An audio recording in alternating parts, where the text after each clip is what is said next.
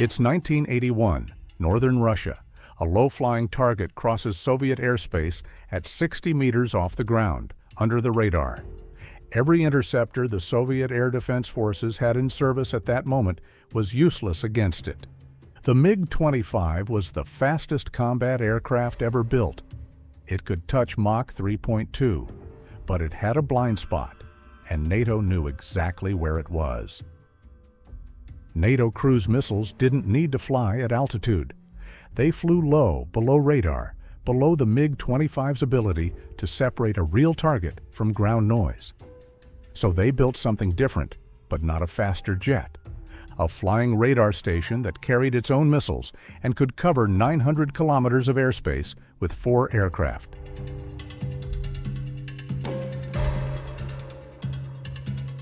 The MiG-31 was not a fighter. It was a flying kill zone. In a minute, I'll show you the radar that no aircraft in the world had matched for almost 2 decades. And the one problem the Soviets never fully solved.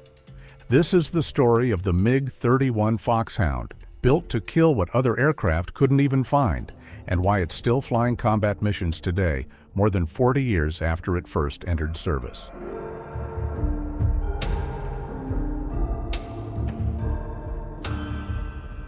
The problem before the machine. NATO had developed cruise missiles and terrain-following bombers, aircraft like the B-52 and B-1, that could hug the Earth at low altitude and fly below Soviet radar coverage entirely. Here's the part most people miss. A cruise missile flying at 60 meters doesn't give you minutes of warning.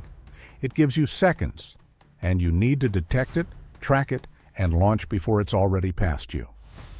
The Soviet Union needed an aircraft that could patrol enormous distances, see through ground clutter, track multiple low-flying targets simultaneously, and kill them before they reached anything important. No aircraft in the world could do all of that in 1970, so they designed one.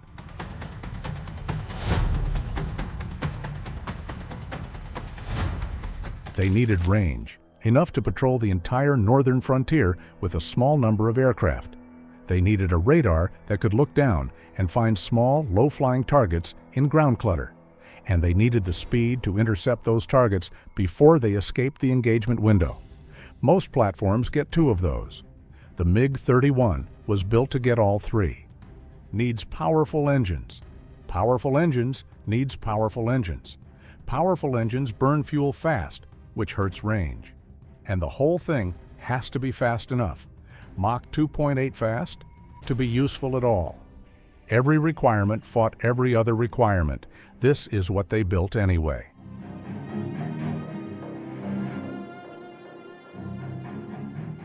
The MiG-31 first flew September 16, 1975, and entered service in 1981. It was built around one thing, the Zaslon S-800, the world's first passive electronically scanned array radar ever fitted to a combat aircraft. Before Zaslon, PISA existed only in ground-based installations, never in a fighter. The Soviets put one with a 1.1-meter antenna in the nose of a jet. A conventional radar sweeps a mechanical dish, slow, with moving parts. A phased array steers electronically. No moving parts. Instant beam redirection, multiple targets tracked simultaneously. The original Zaslon tracked 10 targets and engaged 4 at once. The upgraded version on later variants, 24 tracked, 8 engaged. For nearly 20 years, it was the only phased array radar on any operational fighter in the world. Then add the data link. 4 aircraft, 200 kilometers apart, sharing targeting data in real time. 4 radars behaving as one system, covering 800 to 900 kilometers of airspace. One aircraft gets the contact, the closest one launches. The others never even light up their radar. The target has nowhere to go. The airframe was built heavier and stronger than the MiG-25, giving it something its predecessor lacked, the ability to go supersonic at low altitude without tearing itself apart. 2 D-30F6 turbofans push it to Mach 2.83. 2 crew, a pilot and a dedicated weapons systems officer. because managing 24 tracks across a 900-kilometer formation is not a one-person job.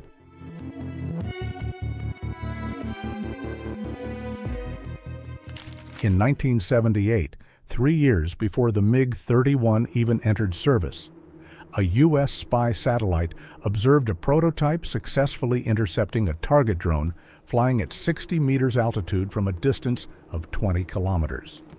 That was the first outside confirmation that the look-down capability actually worked. The SR-71 Blackbird was the other edge of this problem. Too fast, too high for most interceptors. Against the MiG-31, Soviet doctrine called for something different. Switch the radar off entirely, track on infrared, and fly the intercept cold, with no radar emissions that the SR-71 sensors could detect.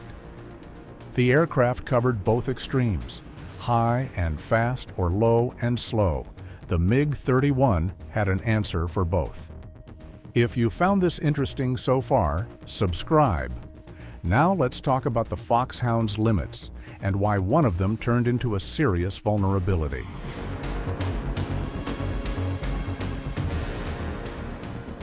The intercept starts with the Zaslon detecting a target at up to 200 kilometers. That's not a technical footnote, it's the whole point. At that range, a fast-moving target still has 200 kilometers to cover before it reaches anything worth protecting. The MiG-31 uses that distance against it. The primary weapon is the R-33, NATO designation AA-9 Amos, with a range of around 160 kilometers. The aircraft doesn't need to close to visual range. It doesn't need to get anywhere near dogfighting distance. It launches from a position the target can barely detect, at a range most fighters couldn't engage from at all. Here's where it gets harder to escape. If a target goes low to hide from the radar, a cruise missile at 60 meters, a bomber terrain following through a valley, the look-down capability follows it down. If a target goes passive to avoid detection, the IRST takes over. Track on heat, no radar emissions, no warning to the target until the missile is already airborne. And if one aircraft loses the track, the data link means the other three already have it. The formation covers 900 kilometers of frontier with overlapping sectors. There is no seam between them. The upgraded BM variant pushed the engagement range even further. The R-37M missile extends reach to roughly 300 kilometers, meaning the target is already in danger before it's anywhere near the threat zone. The logic isn't about firepower, it's about removing options. Speed, range, look down, passive track, networked formation. Every layer exists to close a door the target might have used.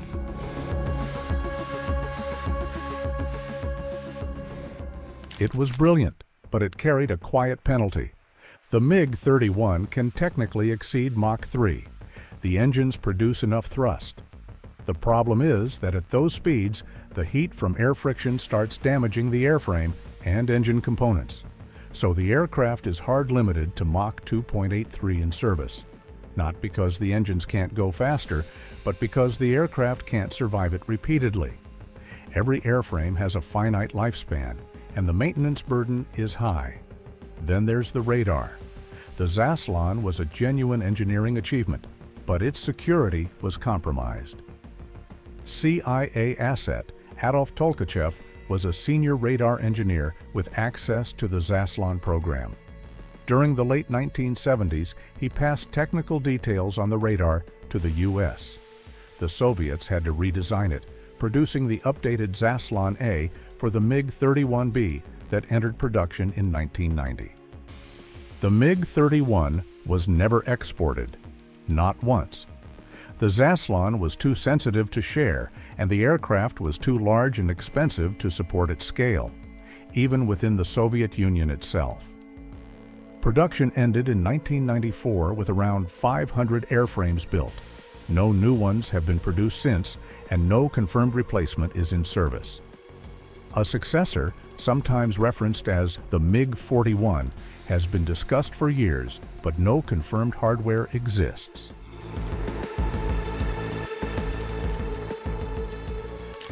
The natural comparison is the American F-14 Tomcat. Both aircraft are large, two-seat, long-range interceptors with powerful radars and very long-range missiles. The F-14 carried the AWG-9 radar and the AIM-54 Phoenix missile, also designed for long-range intercepts against Soviet bombers. The Zaslon was double the weight of the AWG-9 and gave the MiG-31 a tracking capacity the F-14 couldn't match in sheer numbers. The philosophies diverged on network capability. The F-14 was designed around carrier operations, a reactive, flexible platform. The MiG-31 was designed around a fixed strategic mission: hold a specific piece of airspace continuously against a specific threat. The F-14 has been retired. The U.S. Navy replaced it with the F/A-18 Super Hornet in 2006. The MiG-31 is still flying. Russia announced in 2020 that airframe service lives had been extended from 2,500 to 3,500 flight hours, keeping the fleet active through at least 2030. The F-14 was built to be the best fighter of its generation. The MiG-31 was built to be irreplaceable. 30 years later, only one of those design goals still matters.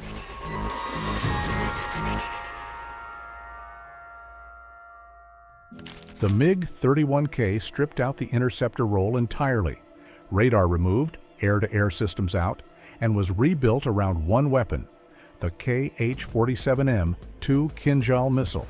The aircraft climbs above 15 kilometers, accelerates to 3,000 kilometers per hour, and releases. The missile launches already fast and already high, a head start no ground launcher can replicate. Russia called it hypersonic. Western analysts called it an aeroballistic missile, very fast, but running on ballistic physics, not a true hypersonic glide vehicle. That debate got resolved in May 2023 when Ukraine intercepted one with a U.S.-supplied Patriot system. Russia disputed it. The data point stood. An airframe designed in the 1970s, out of production since 1994, adapted to carry a weapon that didn't exist when it was designed. That doesn't happen often. Now go back to that moment in 1981. A low-flying target, 60 meters off the ground. The old interceptors are useless. The engineers who built the Zaslon, who designed the data link formation, who stretched the D-30 turbofan into something that could push 46,000 kilograms to Mach 2.8. They solved a problem no one else had solved. Not elegantly, not cheaply, but completely. That's why the MiG-31 wasn't just a fast jet. It was a coordinated kill network with wings designed to own a specific corridor of airspace and give nothing away through. The F-14 is in museums. The SR-71 is in museums as well. The MiG-31 is still on patrol. What surprises you most about this aircraft? Let me know in the comments. And if there's a specific variant you want covered, the MiG-31M or the anti-satellite version, drop it below.